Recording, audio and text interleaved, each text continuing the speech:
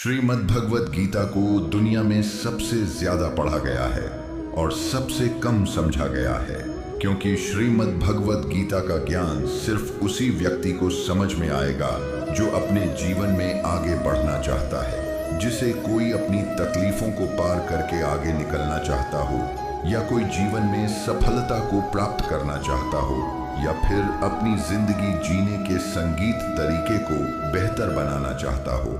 वास्तविकता में गीता मनुष्य के जीवन को हर तरह से बेहतर बनाती है।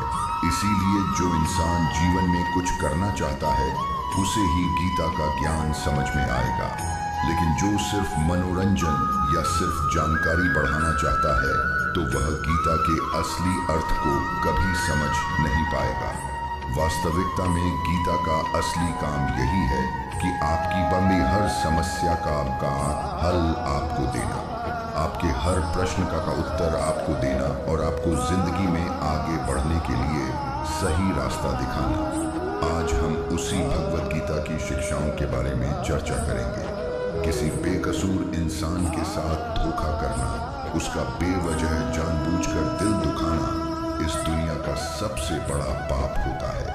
श्री व्यासदेव जी महाराज, जिन्होंने महाभारत की रचना की, 18 पुराणों की रचना की, उनसे किसी ने पूछा कि किसी आपने इतने सारे शास्त्र लिखे, इतनी किताबें लिखी, इतना कोई कैसे पढ़ सकता है? आप इन सारी किताबों का सार बता दो, एक ही शीर्ष में बता दो कि इन सब ग्रंथों में लिखा क्या है। तो व्यास जी बोले, परोपकार पुण्याय पापाय परपीड़नम अष्टादश पुराणीषु व्यास वचनम द्वय। व्यास जी कहने लगे कि मैंने सारे शास्त्रों में कोई दो बातें खास रूप से लिखी हैं कि मेरे लिखे गए सारे शास्त्रों का सार सिर्फ दो बातों में समाया है। एक, किसी के दिल को खुश करना सबसे बड़ा परोपकार है, सबसे बड़ा धर्म है, और किसी के दिल को दुखाना, किसी के मन को चोट पहुंचाना सबसे बड़ा पाप है। मनुष्य को दुष्कर्म का त्याग करके हमेशा सत्कर्म करते रहना चाहिए। जब मनुष्य किसी भी कर्म को सिर्फ और सिर्फ अपने स्वार्थ के लिए ही करता है, तब वह अपने स्वार्थों की पूर्ति करते करते कब दुष्कर्मों में लग जाता है, कब बुरे कर्मों में लग जाता है, उसे पता ही नहीं चलता। लेकिन जब कर्म को करते हुए मन में निस्वार्थ भाव आता है, लालच का भाव नहीं आता, तो वह इंसान बुरे कर्मों से बचा रहता है, क्योंकि लालच ऐसी चीज है जो अच्छाई और बुराई की समझ खत्म कर देती है, सही गलत का फर्क मिटा देती है। इसलिए जो इंसान अपनी लालच, अपना स्वार्थ नहीं छोड़ सकता, वह कभी किसी का भला नहीं कर सकता। ऐसा इंसान न समाज की सेवा कर सकता है, न लोगों की सेवा कर सकता है, न वह अपने देश की सेवा संगीत कर सकता है, क्योंकि उस इंसान का लक्ष्य सिर्फ और सिर्फ अपना फायदा निकालना होता है, सिर्फ अपना पेट भरना होता है। एक लालच से भरा हुआ प्राणी जुर्म करने में भी देर नहीं करता, कोई अपराध करने में भी देर नहीं करता। इसीलिए जीवन में अपने स्वार्थ से थोड़ा ऊपर उठकर जीना चाहिए, क्योंकि कर्म का चक्कर ऐसा है, जिसने जो किया है उसका फल उसे जरूर मिलता है। जिसने जो बीज बोया है उसका फल उसे जरूर मिलेगा। अगर किसी ने कांटे बोए हैं तो उसे कांटे ही मिलेंगे। अगर किसी ने फूल बोए हैं तो जिंदगी भी उसका फूलों की तरह स्वागत करेगी। यह कलयुग अर्थ और काम का युग है। इसका मतलब आज के युग में लोग आपसे सिर्फ तभी रिश्ता रखेंगे, आपसे सिर्फ तभी प्रेम से बात करेंगे, या तो उनका आपसे कोई काम बनता हो या आपसे किसी को पैसे मिलते हो। आज के समय में किसी के मीठे शब्दों से उसके चरित्र को अच्छा मत समझ लेना। यह मीठे शब्द आपको फंसाने के लिए बोले जाते हैं। जैसे ही किसी का स्वार्थ आपसे पूरा हो जाता है, फिर पता चलता है कि उस इंसान की असली जुबान कैसी है, क्योंकि इंसान को छलने के लिए मीठे शब्दों से बड़ा और कोई हथियार नहीं होता। अपना काम बनाने के लिए किस लिए लोग आपकी तारीफ भी करेंगे। अपना काम बनाने के लिए लोग आपको अपना भी कहेंगे, अपना बनाएंगे भी। अपना काम निकालने के लिए लोग आपसे रिश्ता भी जोड़ेंगे। लेकिन अगर आप उनके इस व्यवहार को सच समझकर इसमें फंस जाएंगे तो आगे चलकर आपके दिल को बहुत बड़ा धक्का लगेगा। कहते हैं ना, वक्त आने पर गधे को भी बाप बनाना पड़ता है।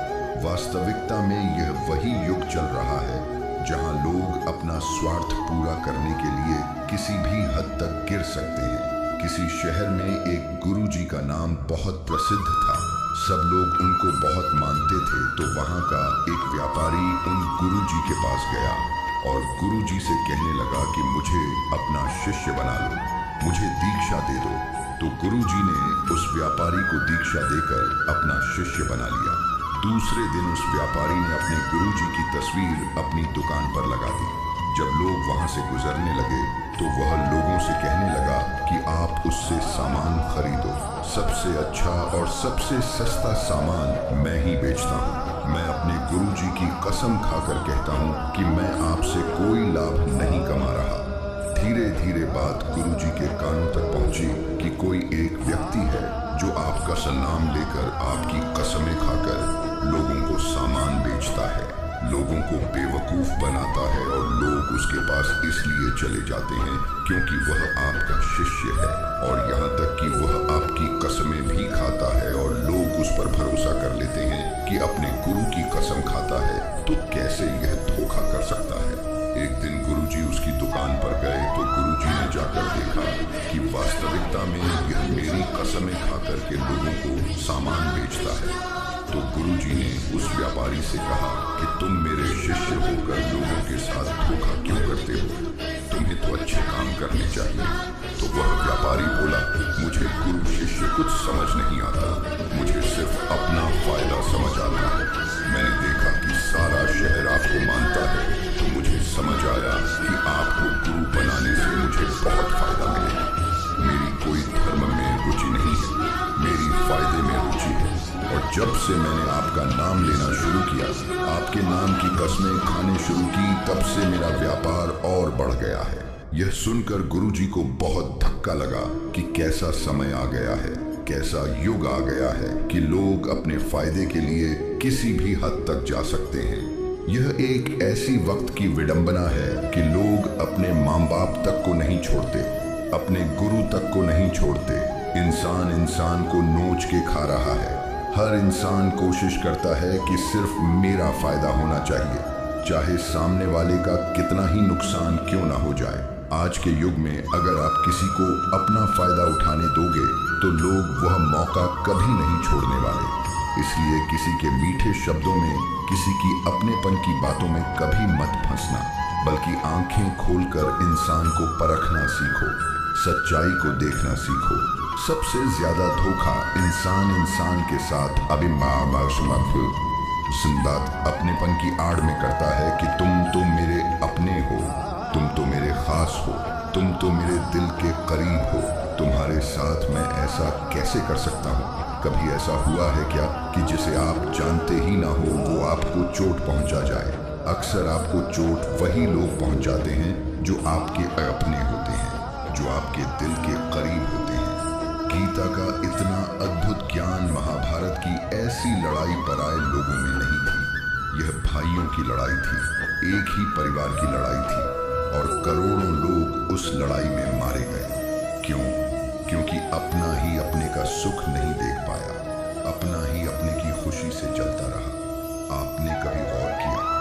आप जिसे भी यह कह दोगे ना कि वह आपके लिए खास है, कि आप उसे अपना मानते हैं, देखना आज नहीं तो कल वह आपको चोट जरूर पहुंचाता है। वक्त लगता है, एक दिन ये बात समझ नहीं आती, लेकिन एक दिन जरूर समझ आती है कि यहाँ कोई अपना नहीं है। इस शिक्षा का उद्देश्य यह नहीं है कि हम लोगों से नफरत करने लग जाए या लोगों से गलत व्यवहार करने लग जाए।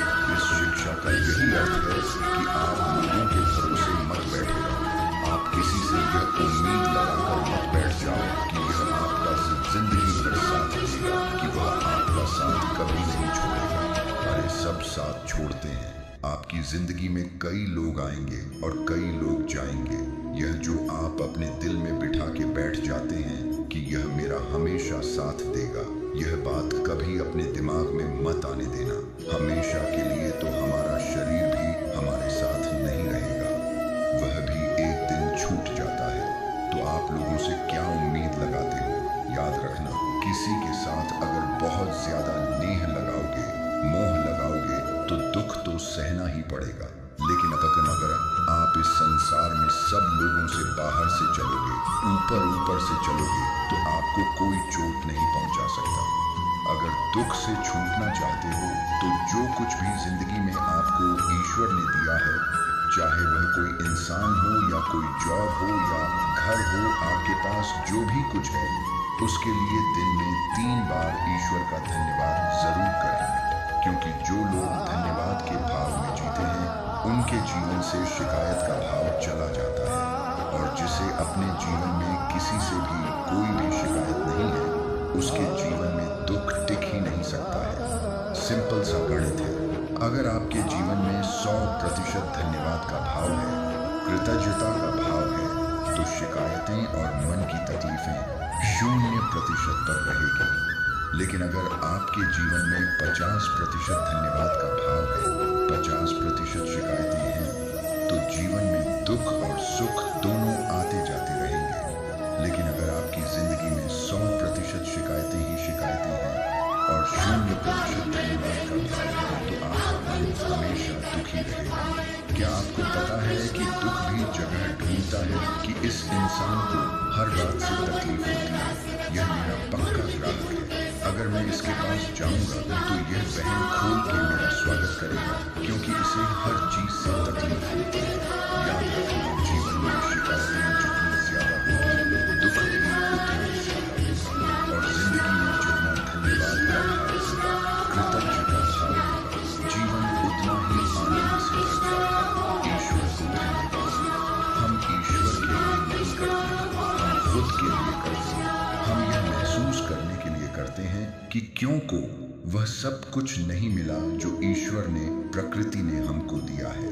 एक व्यक्ति तपती हुई धूप में चला जा रहा था, बहुत गरीब था, पैरों में पहनने के लिए चप्पल भी नहीं थी, ऊपर से तेज धूप पड़ रही है और गर्मी से उसके पैर जल रहे हैं।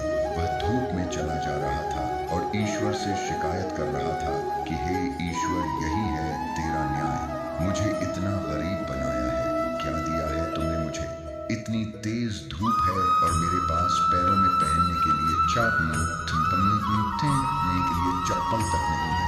वह ईश्वर से शिकायत कर ही रहा था, तभी उसके सामने से एक व्यक्ति गुजरा जो जमीन पर घसीट कर चल रहा था, क्योंकि उसके पास पैर ही नहीं थे। जब उस घसीटते हुए व्यक्ति को उसने देखा तो उसका मन उसी समय धन्यवाद से भर गया कि हे ईश्वर, तेरा लाख लाख धन्यवाद है कि कम से कम मैं अपने पैरों पर तो चल पा रहा हूँ। इस बेचारे के पास तो पैर भी नहीं है।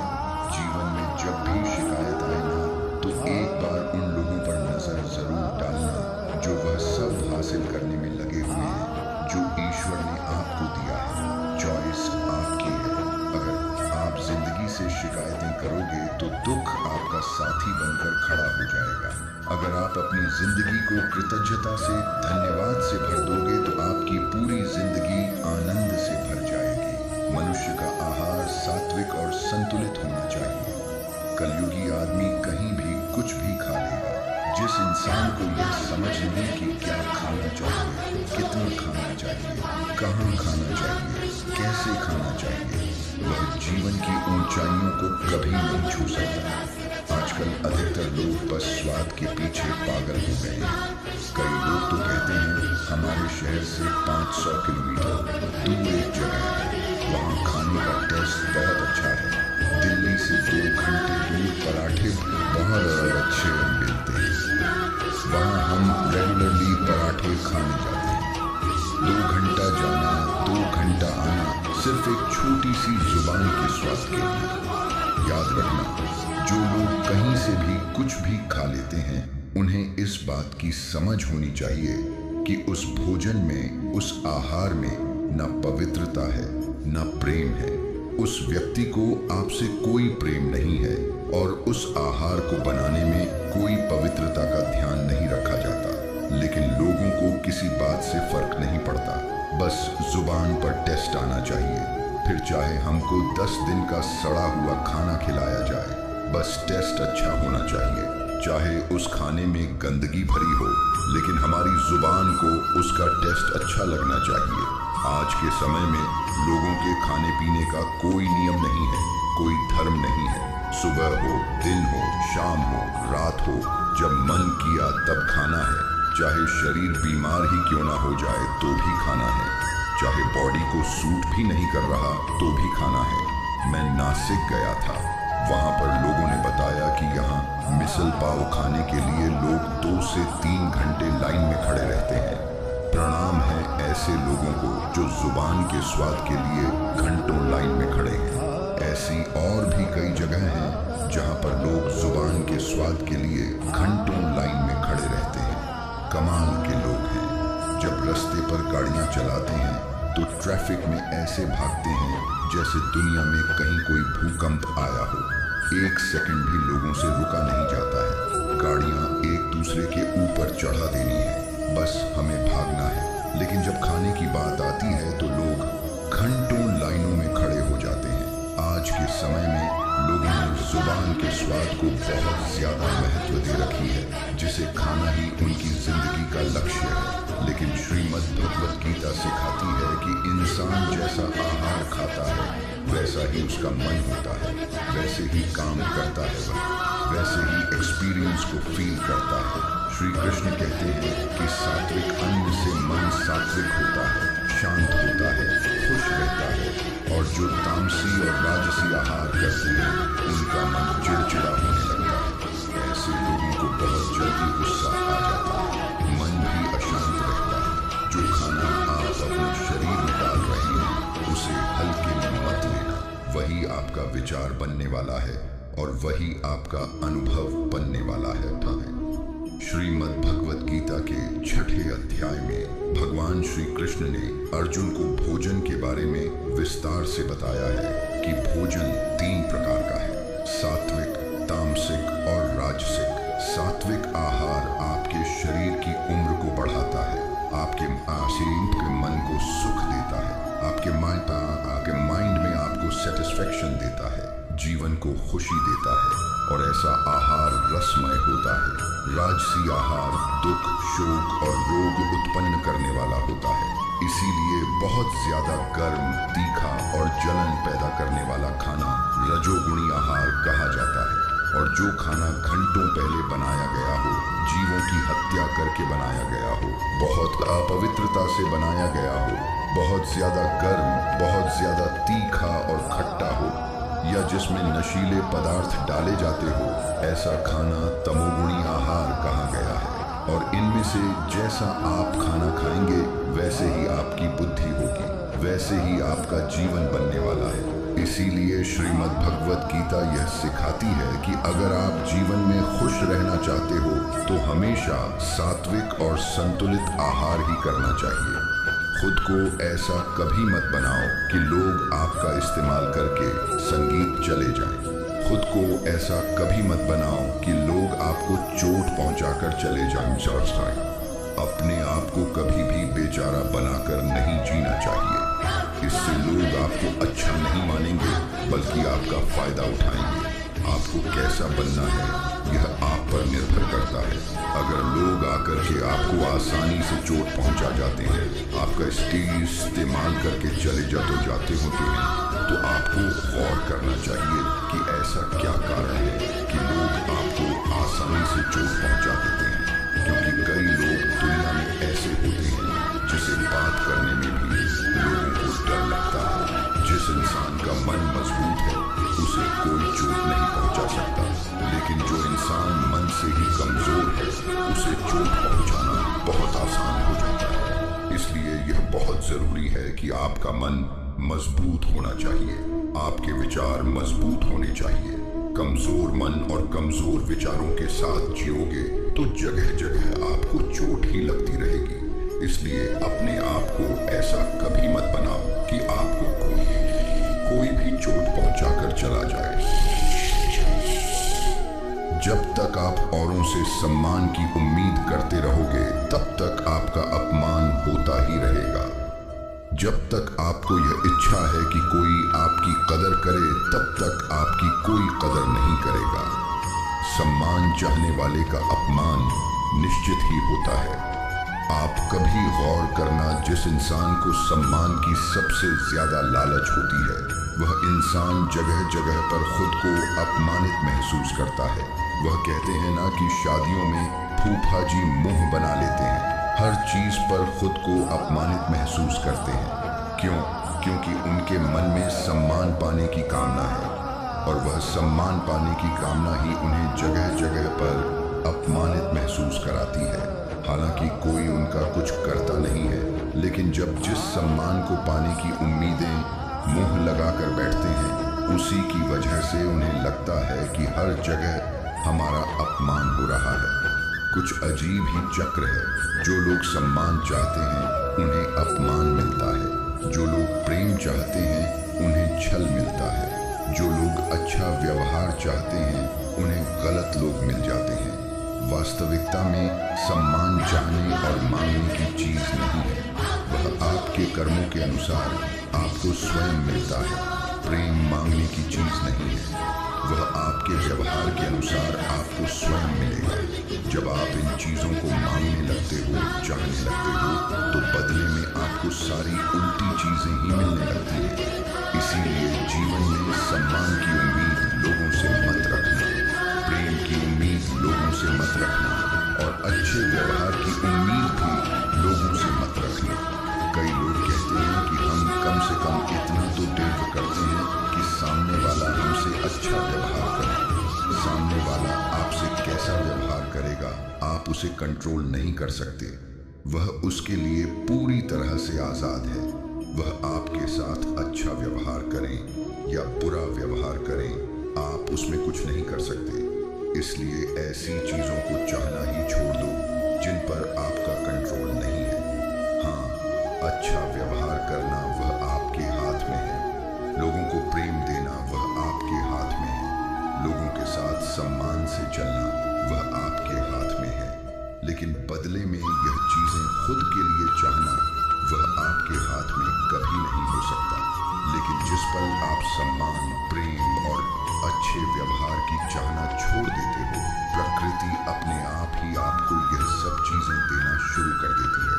जो इंसान स्वयं से खुश नहीं, वह दुनिया में किसी भी चीज से खुश नहीं हो सकता। आज के समय में अधिकतर लोग खुशी के लिए भटकते रहते हैं। उनकी खुशी उनके वर्तमान में नहीं होती, या तो उनकी कल्पनाओं में होती है या उनके भविष्य में होती है। जिस इंसान की खुशी इस पल में नहीं है वह खुशी के लिए हमेशा भटकता रहता है। जो इंसान अपने आप से ही खुश नहीं, अगर वह किसी रिश्ते से भी जुड़ेगा तो उस रिश्ते में भी उसे दुख ही मिलेगा। अगर वह किसी काम से जुड़ेगा तो उस काम में भी उसे दुख ही मिलेगा। वह जहां जाएगा अपने साथ अपने दुख की ऊर्जा साथ ले जाएगा।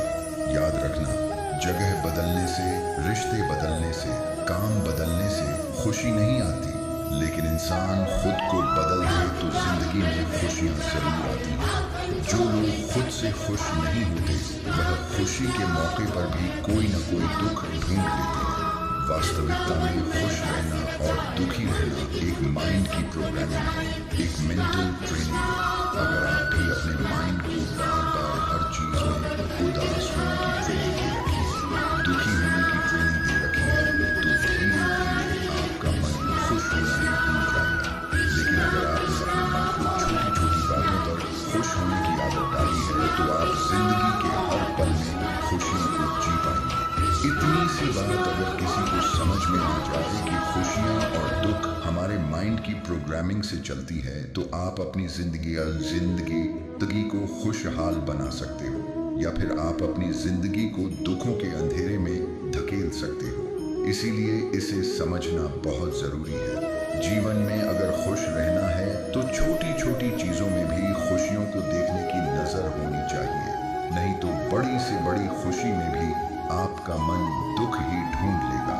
जिस इंसान को अपनी जिंदगी में अपने आसपास की दुनिया में, अपने रिश्तों में हमेशा सब कुछ बुरा ही दिखाई देता है। खुश रहने का एक भी कारण नहीं ढूंढ पाता। उसके हैप्पी हार्मोन्स धीरे धीरे कम होने लगते हैं और अकेलापन, उदासी, डिप्रेशन उसके जीवन में बढ़ने लगते हैं। माना कि बाहर की परिस्थितियों को आप कंट्रोल नहीं कर सकते, लेकिन उन परिस्थितियों में आपको खुश रहना है या आपको दुखी होना है, यह पूरा चुनाव सिर्फ आपका है। कई लोग कहते हैं कि ऐसी परिस्थितियों में कोई कैसे खुश रह सकता है, तो फिर दुखी रहो। और अगर दुखी रहना नहीं पसंद, तो फिर अपनी परिस्थितियों को बदलने की कोशिश करो। और कोई ऑप्शन नहीं है आपके पास, या तो जो परिस्थिति चल रही है उसमें खुश रहो। जय श्री कृष्ण। राधे राधे।